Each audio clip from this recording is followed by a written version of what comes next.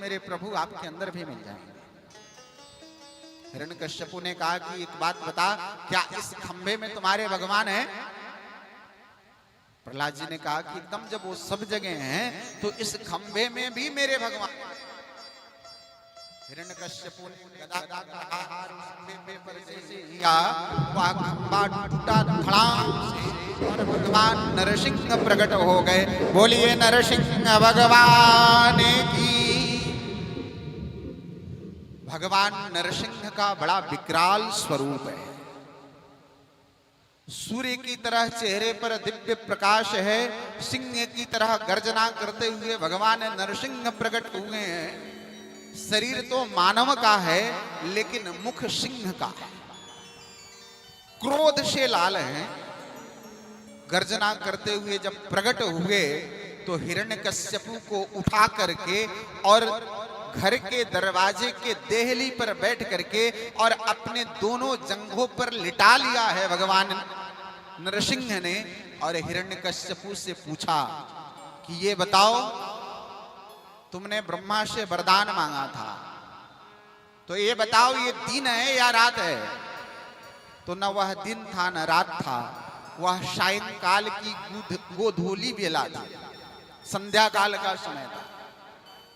भगवान ने पूछा कि ये बता, यह 12 महीने में कौन सा महीना है? तो 12 महीने में कोई भी महीना नहीं था, अधिक मास था, जिसको पुरुषोत्तम मास कहते हैं।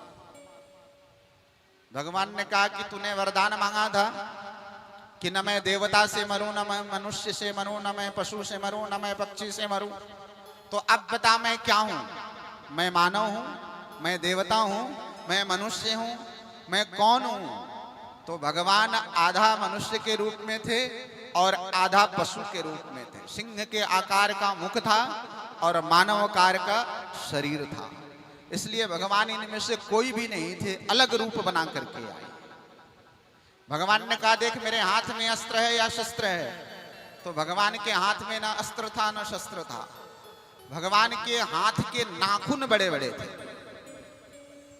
उसी नाखून से भगवान ने हिरण्यकश्यपु का उदर विदीर्ण कर दिया और पेट को फाड़ करके भगवान नरसिंह क्रोध के कारण उसके आंत को निकाल करके भगवान, ये आपका क्रोध देख करके ना ठाकुर मुझे मेरे मन में बड़ा भय लग रहा है। मैं ऐसा कौन सा मंत्र बोल दूं कि जिससे आपका क्रोध शांत हो जाए?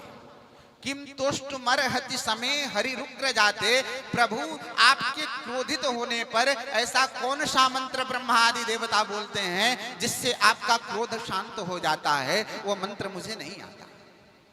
ब्रह्मादय सुरगणा मुनयोथ सिद्धा, बड़े बड़े सिद्ध संत महर्षि अमलात्मा विमलात्मा बैठ करके आपकी दिव्य स्तुति करते हैं, उसमें से कोई भी स्तुतियां मुझे नहीं आती प्रभु। मैं आपकी कैसे स्तुति करूं, मैं आपकी कैसी प्रार्थना करूं? भगवान नरसिंह हाथ फेरते हुए कहते हैं कि बालक, तुम्हें कोई प्रार्थना करने की जरूरत नहीं है, तुम्हें कोई स्तुति करने की जरूरत नहीं है, मुझे तुम्हारी स्तुति करनी चाहिए, तुम मेरी स्तुति मत करो। मुझे आने में बहुत विलंब हो गया। क्वेदम बपुः क्वच वयः क्वसुकुमार में तत् क्वैता प्रमत्त कृतदारुणयात नास्ते क्षन्तव्यमंग यदि में आगमने विलंबः। भगवान प्रहलाद से कह रहे हैं कि बेटा, ये जो तुम्हारी उम्र है ना, इस उम्र में बालक अपने घर में अपने माँ के गोद में खेलते हैं, लेकिन तुमने अपने जीवन में इतना कड़ा निर्णय ले लिया कि न जाने तुम्हें दुनिया में कितना अपमान सहना पड़ा। मेरे कारण तुम्हें दर दर भटकना पड़ा। तुम्हारा पिता ही तुम्हारे शत्रु बन गए। किसके कारण? मेरे कारण। तुम्हें मारने के लिए क्या यत्न नहीं किया गया। तुम्हें न जाने मेरे वजह से तुम्हें कितने दिन तक भूखा रहना पड़ा। क्वैता प्रमत्त कृतदारुण यातनास्ते, मेरे मार्ग पे चलने में तुम्हें कितनी कठिनाइयों का सहना पड़ा, ये मैंने सब अनुभव किया है, ये सब मैंने जाना है। इसलिए तुम्हें स्तुति करने की आवश्यकता नहीं है। बस मुझे आ तो बहुत पहले जाना चाहिए था, लेकिन मैं आ नहीं पाया। मैं तुम्हारा इंतजार करता था कि मेरा भक्त मुझे जब बुला लेगा तो मैं आ जाऊंगा। तुमने जब ये कह दिया कि मेरे भगवान इस खंभे में हैं, तो मैं अविलंब उसके अंदर आ गया, प्रवेश कर गया, क्योंकि मैं अपने भक्तों की वाणी कभी असत्य नहीं होने देता। बेटा, मुझे आने में विलंब हो गया। क्षंतव्यमंग यदि में आगमने विलंबा, यदि हो सके तो मुझसे विलंब का कारण मत पूछना, मुझे क्षमा कर देना। भगवान नरसिंह अपने भक्त से क्षमा याचना मांगते हैं कि मैं देर कर दिया आने में, तुम्हें इतना कष्ट सहना पड़ा, तुमने इतने जुल्म सहे, इतने कष्ट सहे केवल मेरे लिए। भगवान कहते हैं कि बेटा बताओ तुम्हें क्या चाहिए। आज तुम मुझसे जो कुछ मांगना चाहते हो तुम मुझसे मांग लो। संत आचार्य कहते हैं कि देखो, भगवान की कृपा बड़ी कठिन कृपा है। एक बार वैकुंठ में भगवान नारायण में और भगवती लक्ष्मी में संवाद हो रहा है। भगवती लक्ष्मी कहती हैं कि प्रभु, संसार में आपसे ज्यादा लोग मुझे मानते हैं। भगवान ने कहा, यह बात तो सही है, लेकिन मुझे हर कोई पचा नहीं पाता और हर कोई मेरे कृपा का पात्र बन नहीं पाता। लक्ष्मी ने पूछा क्यों?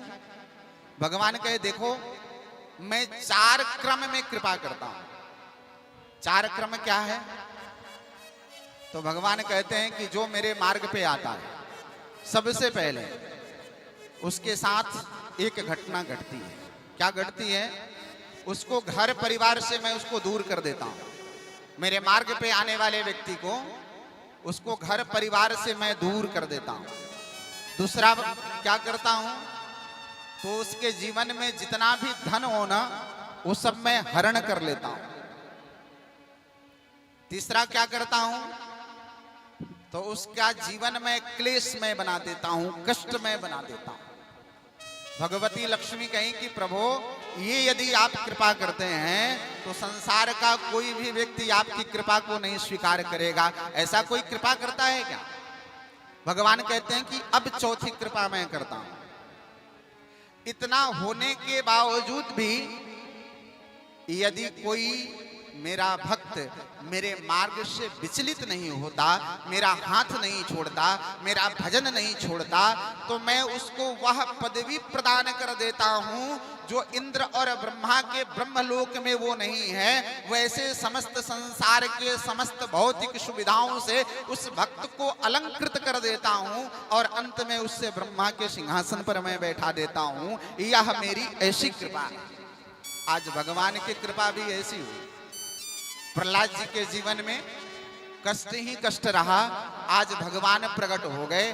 तो भगवान ने कहा, बेटा मैं प्रसन्न हूं, आज तुम जो कुछ भी मांगना चाहोगे, आज तुम मेरा वैकुंठ का सिंहासन भी मांगोगे तो मैं तुम्हें दे दूंगा। ब्रह्मा का सिंहासन तो बहुत छोटा है, तुम मांग लो क्या मांगना चाहते हो। प्रहलाद जी हाथ जोड़ करके कहते हैं कि मेरी बहुत कोई कामना नहीं है प्रभु, लेकिन मैं आपसे एक प्रार्थना करना चाहता हूं कि मेरे पिता आपको मानते नहीं थे, कभी उन्होंने आपका भजन नहीं किया, हमेशा वो आपको अपना शत्रु मानते थे। प्रभु, आप मेरे पिता के अपराधों को क्षमा कर देना और यदि आप कुछ देना चाहते हो तो मेरे पिता का उद्धार कर देना, आप मेरे पिता का कल्याण कर देना। भगवान कहते हैं कि अरे बेटा, तुम्हें इसकी चिंता करने की जरूरत ही नहीं है। जिस कुल और वंश में तुम्हारे जैसा भगवत भक्त जन्म ले ले तो पिता का 21 कुल तर जाता है और माता के पक्ष का 21 पीढ़ियां तर करके दिव्य वैकुंठ में चली जाती हैं। देखो तुम्हारे सामने ही तुम्हारे पिता दिव्य वैकुंठ में जा रहे हैं, इसलिए तुम्हें चिंता करने की आवश्यकता नहीं। तुम्हें क्या चाहिए तुम बताओ।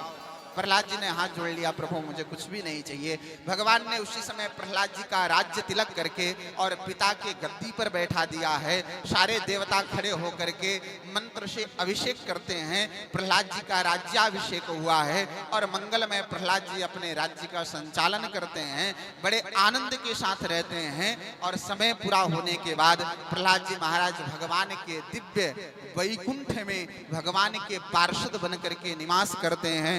बोलिए प्रहलाद जी महाराज की जय, भागवत भगवान की जय, श्री वृंदावन बिहारी लाल की जय।